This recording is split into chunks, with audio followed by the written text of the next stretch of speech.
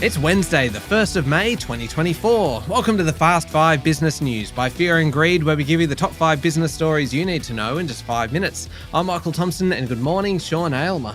Good morning, Michael. Sean, 5 stories in 5 minutes. We've got a lot to get through today. Story number 1, Sean's a big one. Discount airline Bonza has gone into voluntary administration after services were suspended yesterday and planes were even repossessed by a shareholder of the discount airline's owner.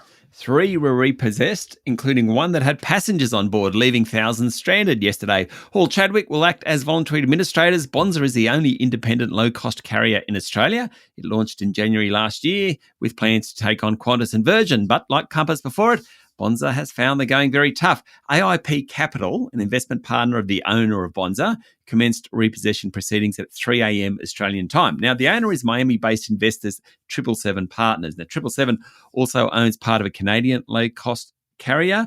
Some of their planes were repossessed at short notice last year. 777 has an interesting pedigree, with The Guardian reporting they're being chased in court in the UK for money owed around aircraft leasing fees. 777 is also currently attempting to take over English football club Everton, though authorities haven't signed off on that deal. Sean, where does it leave everyone? Where does it leave passengers? Where does it leave staff? On the ground, clearly. The Transport Workers Union was seeking an urgent meeting with Bonza to discuss the implications for workers. There are planes on the ground at the Sunshine Coast, Melbourne Airport and Gold Coast. Qantas and Virgin scrambled yesterday to help passengers out. The airline operates out of a base at Sunshine Coast Airport, was set up primarily to serve the leisure market, expanded to Melbourne and the Gold Coast, 34 routes in total. The economics of a third airline on leisure routes, when you can't charge a premium for business class passengers, very tough, Michael. Yeah, certainly is. All right, on to story number 2 now. Retail sales fell in March as the cost of living pressures continue to bite consumers, adding, Sean, to the case for no change in interest rates and a cut later in the year. Outside the COVID pandemic and the introduction of the GST, retail growth is the weakest on record on a year-on-year basis at less than 1%. Sales fell in all industries except food retailing, with clothing, footwear and personal accessory retailing falling most.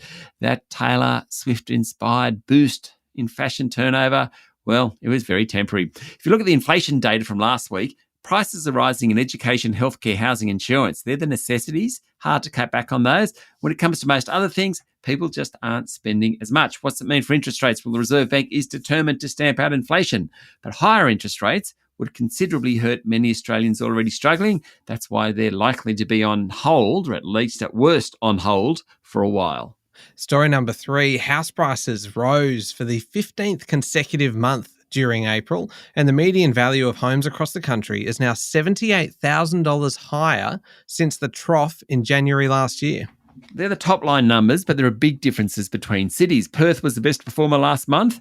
Median price up 2%. That's massive. Adelaide, 1.3%. Brisbane, 0.9%, according to CoreLogic. In Sydney, the market was up 0.4%. In Melbourne, it was just down slightly. Hobart and Canberra were up slightly.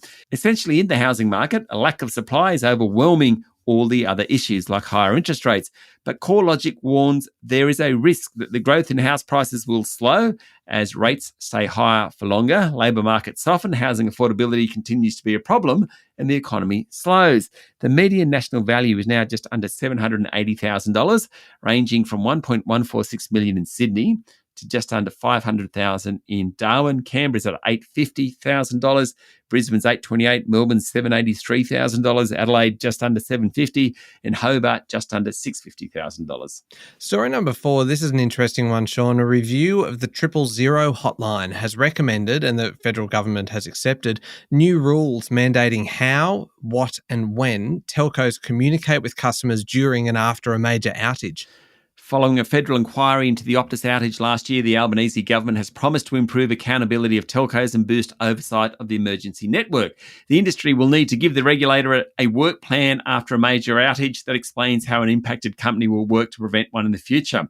The review recommended carriers conduct testing every 6 months to ensure sustained access to the emergency network. In particular, Communications Minister Michelle Rowland told the ABC that Optus failed to follow voluntary guidelines on what carriers were required to do in the case of mass outages. Of course, that 14-hour network outage in November last year left more than 10 million customers and thousands of businesses without phone or internet services. Thousands of 000 calls were unable to get through. Last one, story number 5. David Beckham is suing his former neighbour and friend Mark Wahlberg over a failed celebrity endorsement deal with struggling Australian fitness franchise F45, alleging it cost him $10 million. The former footballer says Wahlberg was instrumental in signing him to the deal in 2020, which saw Beckham becoming one of F45's celebrity ambassadors ahead of its public float on the New York Stock Exchange in the following year. The former Beverly Hills neighbours are now on the opposite sides of a US District Court legal battle over shares in the company that Beckham was promised.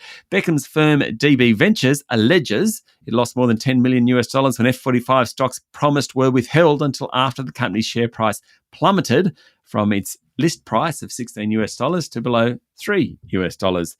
F45 started with one gym in Australia in 2013. It developed the global franchise on the back of a 45-minute functional high-intensity interval and circuit training classes, listed on Wall Street. Ultimately, its price dropped, then it delisted. Anyway, a fight between Beckham and Wahlberg. I love that you and Mark Wahlberg have F45 in common. That's about it, though. Yeah. That's about it. Okay. All right. Well, there we go. The top 5 business stories in 5 minutes. Thanks, Sean. Thanks, Michael. It's Wednesday, the 1st of May, 2024. Remember to hit follow on the podcast. If 5 minutes isn't enough, you can find our longer daily show called Fear and Greed wherever you listen to podcasts. And don't forget to check out our new episode of our sister podcast, How Do They Afford That? Today's episode is all about buying property with someone else, with a family member or a friend or someone like that, to help you get your foot on the property ladder, the pros and the cons, things that you need to consider. We'll put a link in today's show notes. I'm Michael Thompson, and that was the Fast 5 Business News by Fear and Greed. Have a great day.